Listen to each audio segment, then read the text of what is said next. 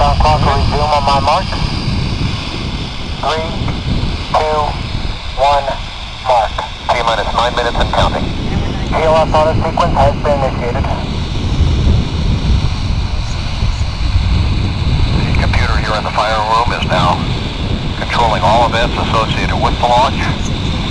Over 1,000 parameters are going to be checked in the next 9 minutes. Right now we're activating the onboard flight data recorders on Atlantis.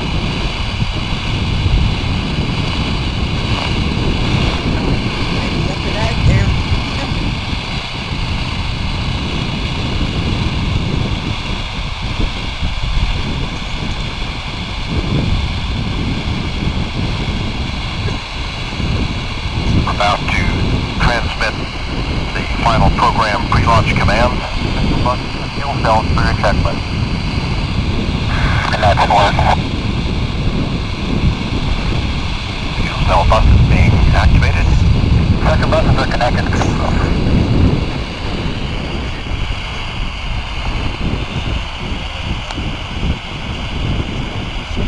We are going to be retracting the crew orbiter access arm in about 15 seconds.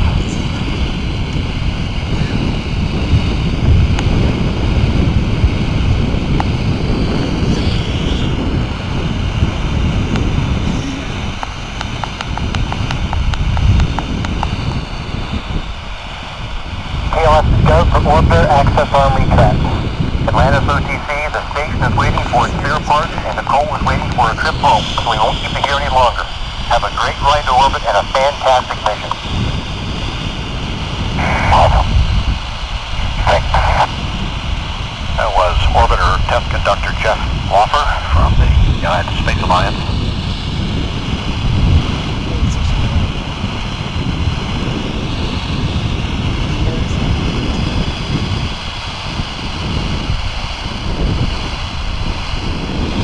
Coming up in about 30 seconds, the pilot will perform the auxiliary power unit pre-start operation. APUs actually start at T-minus 5 minutes.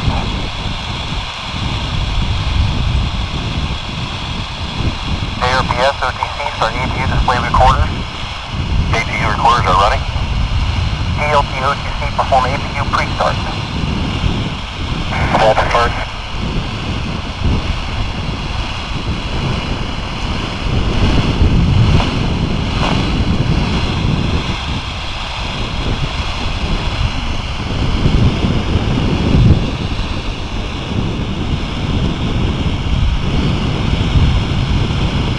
APU pre-start complete. Carry tray talkbacks. And OTC copy.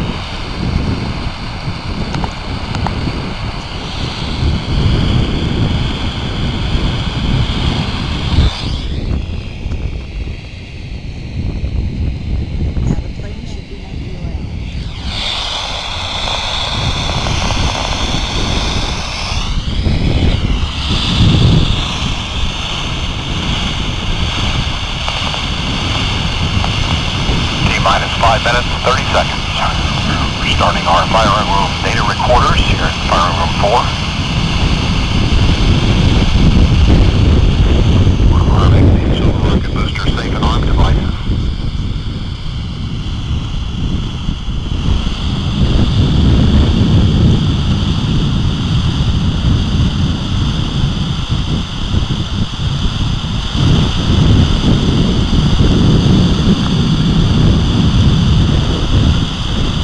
TLS is go for orbiter APU start. ELT OTC perform APU start. EDR OTC reconfigure heater. Terminating LOX replenishment. Reconfig is complete.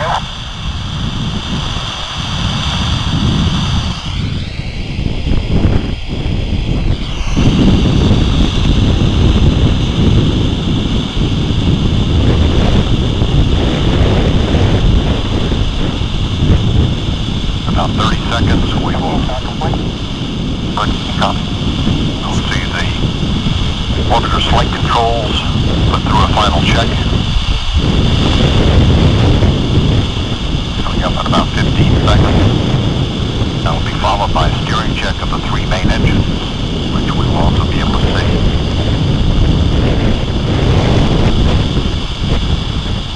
TLS is go for post sequence 4.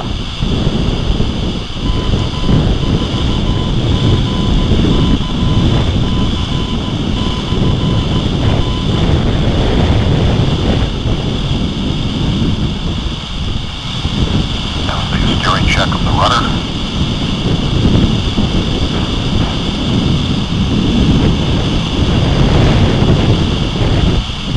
Got on.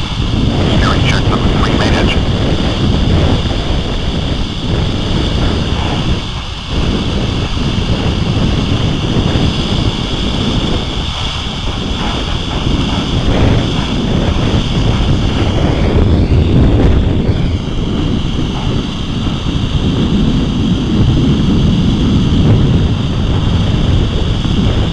Now those 3 main engines are in the start position.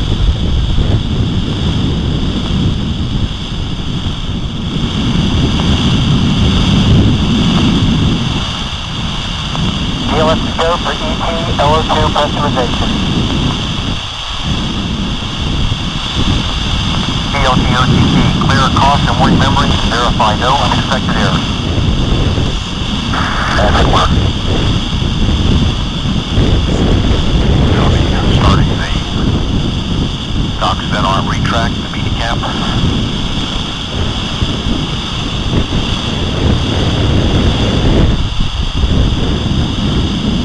Falcon 1 and memory clear, no unexpected errors. I copy. In Atlantis, close and lock your visors, initiate O2 flow. Close visors, initiating O2 flow. Fuel cells now on internal.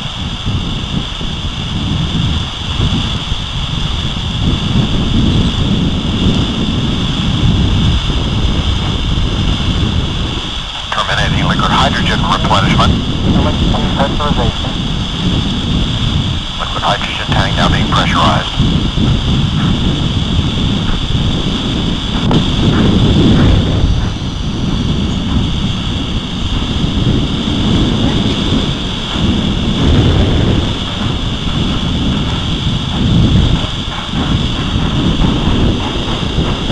A minute 30 seconds. Minute 30 seconds.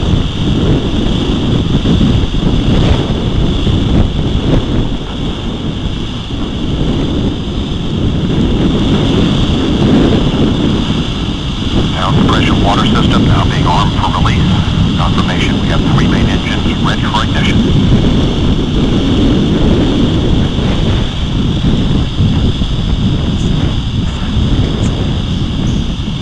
1 minute.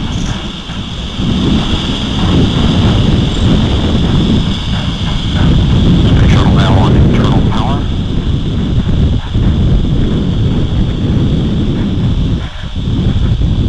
Liquid oxygen and liquid hydrogen filling drain valves are closed. Solid rocket booster flight data recorders are activated. And the handoff to Atlantis' onboard computers. Atlantis now in control of the countdown. 1. Firing chain disarmed. Sound suppression water system activated. T-minute 10, 9, 8, 7, 6.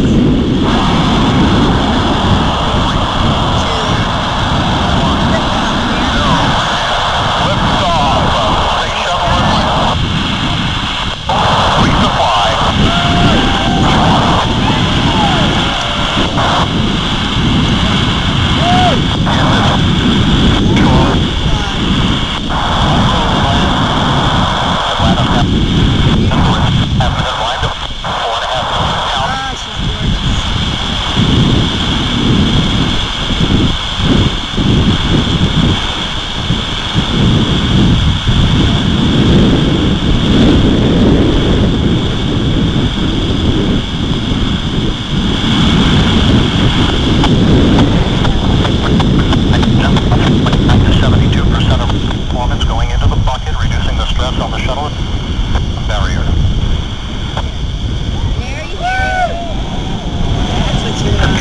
seconds into the flight. All systems operating normally. 900 miles an hour. The speed of Atlantis right now, 6 miles in altitude, 9 miles downrange.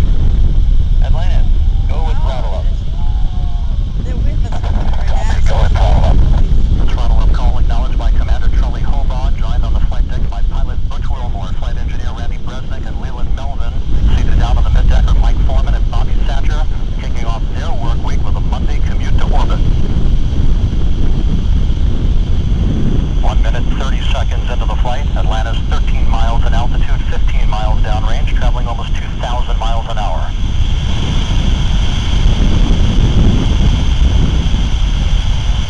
Three good auxiliary power units, 3 good fuel cells, 3 good main engines.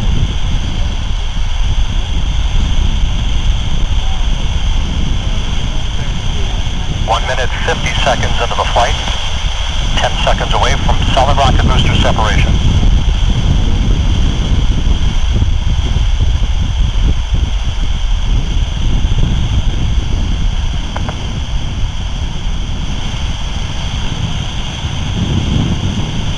Booster officer confirms staging a good solid rocket booster separation. Guidance now converging. Atlantis steering into the center lane of Highway 129 en route to the International Space Station. 2 minutes, 20 seconds into the flight. 34 miles in altitude, 48 miles downrange. Atlantis traveling 3,200 miles an hour.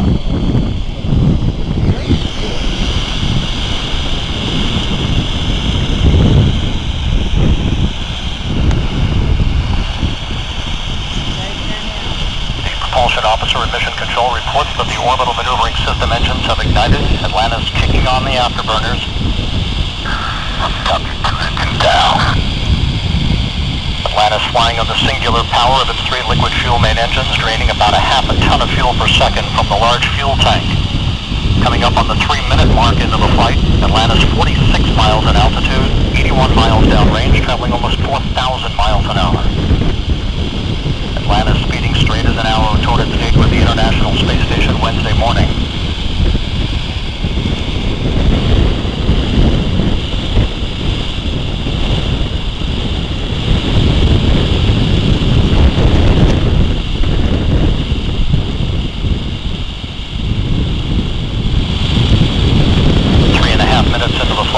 All of Atlantis' systems functioning by the book. 55 miles in altitude, 120 miles downrange, traveling almost 5,000 miles an hour.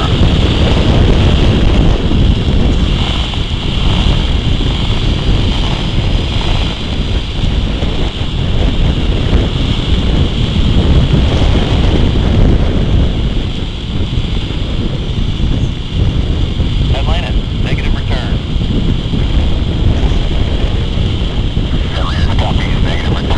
Atlantis now too far downrange, too high in altitude to return to the launch site in the event of an engine failure. All 3 engines performing perfectly.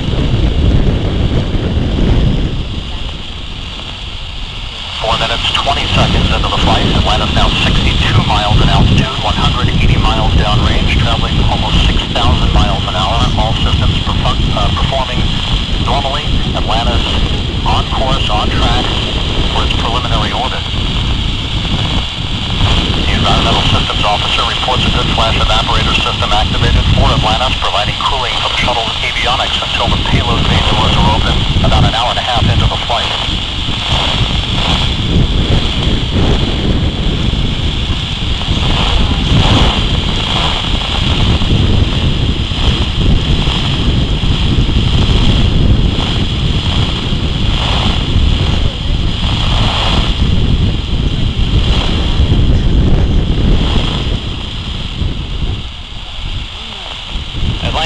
Press to ATO. Copy, press to ATO. A call up from Capcom Chris Ferguson indicating that Atlantis can now make minimal orbital altitude targets in the event of an engine failure. However, all 3 engines continue to perform normally, as do the auxiliary power units and the 3 power-producing fuel cells.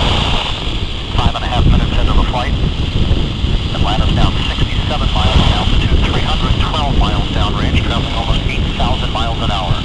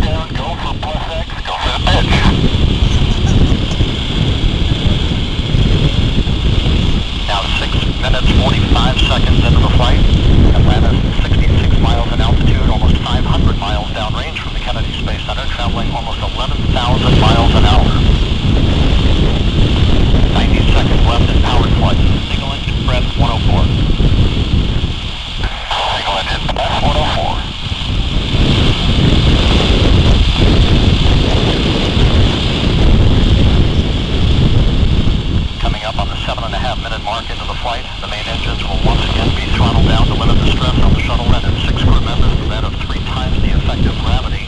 Atlantis approaching a speed of more than 4 miles a second. At the time of main engine